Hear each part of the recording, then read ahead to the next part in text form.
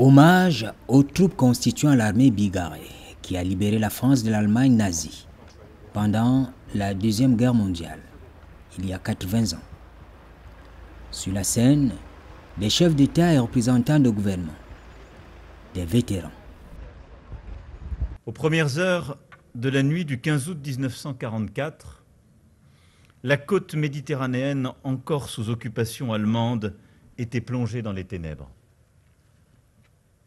Soudain, au Canadelle, le chef de gare fut tiré de son sommeil par une voix pressante. « Qui est là ?»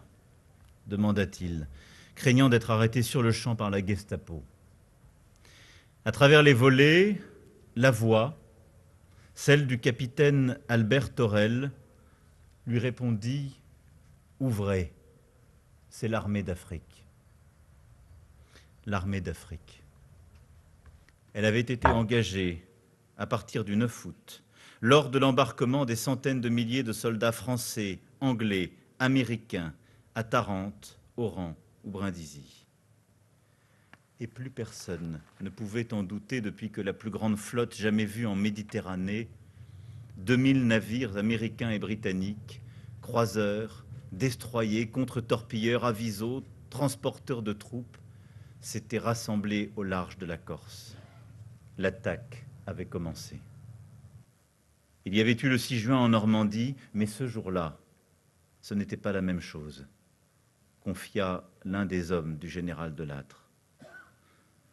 Ce n'était pas la même chose. Car ici, en Provence, débarquèrent au total 230 000 soldats français, solidement armés et préparés par nos alliés américains. La nécropole nationale de Boulouris est un endroit chargé d'histoire, un lieu du souvenir, un lieu de douleur, un lieu de recueillement qui nous parle et nous interpelle sur l'avenir du monde. De nombreux soldats ont ici à Saint-Raphaël, comme sur les autres terres de Provence, comme en Normandie et comme ailleurs en Europe, donné leur vie pour combattre l'occupation, pour sauver la liberté, en formant une formidable chaîne de solidarité. Et c'est le même geste de reconnaissance, de fraternité, d'espérance pour l'avenir que la nation accomplit aujourd'hui. Ici, dans cette nécropole de Boulouris, cimetière marin qui garde les tombes de 466 héros parmi les milliers passés là. Français, pieds noirs d'Algérie, du Maroc, de Tunisie, Français des Outre-mer, des Antilles au Pacifique, secondés par les Français de la résistance intérieure. Américains, Britanniques, Canadiens, qui, loin de leur pays natal, ont trouvé la mort sur un chemin de Provence, sur une plage de Méditerranée. Africains. Ces soldats français d'Afrique, dont certains des vétérans se tiennent devant nous et devant lesquels je m'incline. La contribution de l'Afrique et des troupes alliées a été significative pour rompre les chaînes de l'occupation allemande. Le ralliement des territoires de la France libre a en effet constitué un enjeu majeur pour l'apport à la victoire finale a été significatif. Le ralliement du Cameroun, l'un des tout premiers, est aussitôt obtenu dès le 27 août 1940, ce qui a fait dire au général de Gaulle, et je cite, que le Cameroun vient de prendre une belle décision et de donner un exemple magnifique. Fin de citation. Les troupes dont le colonel Leclerc prend ainsi le commandement comptent beaucoup d'hommes issus de l'Afrique équatoriale française et du Cameroun. C'est de la ville de Douala que partent les expéditions, qui plus tard ont constitué la colonne Leclerc. Les faits d'armes de cette colonne sont nombreux. Partout où les combats les ont menés, ces valeureux soldats venus d'Afrique occidentale ou de l'Afrique équatoriale, de Madagascar ou de l'océan Indien se sont magnifiquement illustrés. Ils ont, en revanche, payé un très lourd tribut pour la victoire. Des combattants exemplaires, souvent héritiers des traditions guerrières immémorables, admirables de courage, d'audace et de loyauté. Ils ont été les artisans de la victoire. Leur sang est à jamais mêlé à d'autres sangs pour que l'étendard de la France et de ses alliés soit définitivement couronné de gloire. En ce jour du souvenir, nous leur devons un immense respect. La commémoration des 80 ans du débarquement de Provence doit être l'occasion de mettre en exergue la responsabilité collective dans la préservation de la paix et de la liberté dans le monde. Nous nous retrouvons en Provence, vous le savez, pour convoquer le souvenir d'une guerre du passé et pour rendre hommage aux héros de notre histoire. Seulement, la guerre que l'on pensait à jamais éloignée frappe de nouveau aux portes de l'Europe. Elle est désormais plus proche de nous. Des hommes se battent à nouveau à quelques heures d'ici. C'est dire que les organisations internationales et le système mis en place au lendemain des deux guerres mondiales et davantage de la Deuxième Guerre mondiale restent et demeurent perfectibles. Oui, les fantômes de l'esprit de revanche, la violation flagrante de la souveraineté des États, l'intolérable mépris des peuples ressurgissent du passé pour s'imposer dans notre quotidien.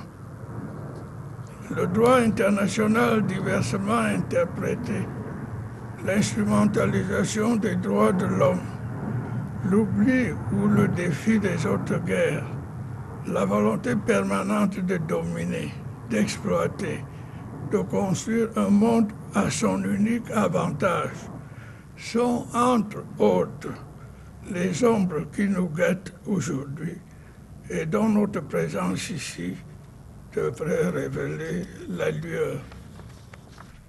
Il nous faut trouver des réponses aux questions et causes qui sont le terreau du terrorisme, de l'injustice, de la crise de confiance qui s'observe vis-à-vis du multilatéralisme pour espérer faire vivre la concorde et rendre le monde plus sûr.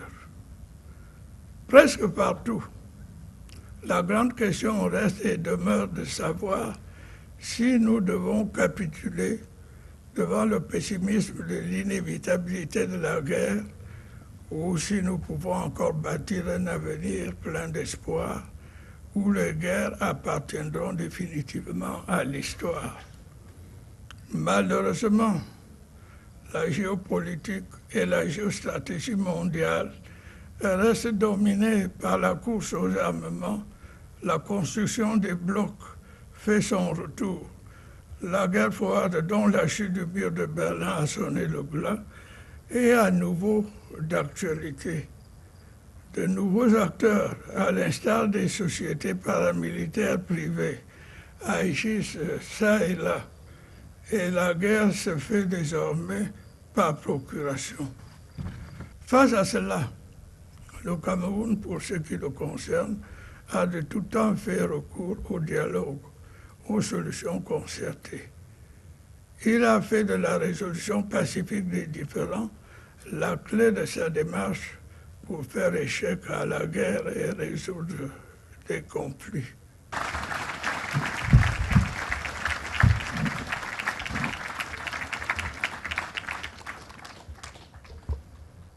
À À Saint-Raphaël, on a souligné à grands traits le rôle joué par l'armée d'Afrique lors du débarquement de Provence dans la nuit du 14 au 15 août 1944. La part d'Afrique en France est aussi ce legs qui nous oblige. Et je salue aujourd'hui la présence des présidents du Cameroun, de Centrafrique, des Comores, du Gabon, du Togo. À vos côtés, Monseigneur, honorant cette mémoire monégasque qui nous est si fidèle, aux côtés de Monsieur le Premier ministre du Maroc, et la présence des représentants de Côte d'Ivoire, de Madagascar et du Sénégal, et des jeunes lycéens de Tiaroy. Comme la France n'oublie rien des sacrifices des Congolais, des Béninois, ni celle des peuples du Burkina Faso, du Mali et du Niger et de tant d'autres. Non, rien de la plus belle mémoire de ces hommes n'est oublié. Leurs noms doivent continuer d'être donnés à nos rues, à nos places, pour inscrire leurs traces impérissables dans notre histoire. 8 décennies après, revenir en Provence au matin, à l'heure bleue où eut lieu le débarquement, c'est conjuguer au présent cette reconnaissance, cette fraternité, cette espérance. C'est ne rien oublier de leur courage et de leur combat. C'est rappeler, comme vous venez de le faire, Monsieur le Président, l'importance en effet de ne rien céder de ces valeurs et de ces batailles, celles pour le droit international, le refus de quelque double standard que ce soit, la volonté de défendre partout, sous toute latitude, le droit des peuples à disposer d'eux-mêmes, leur souveraineté, leur intégrité territoriale, la volonté farouche de continuer d'avoir un monde et des institutions plus justes, plus équilibrées, de ne nous habituer à rien. Après les discours, le président Emmanuel Macron a remis la Légion d'honneur à 6 anciens combattants, 5 Français et un étranger.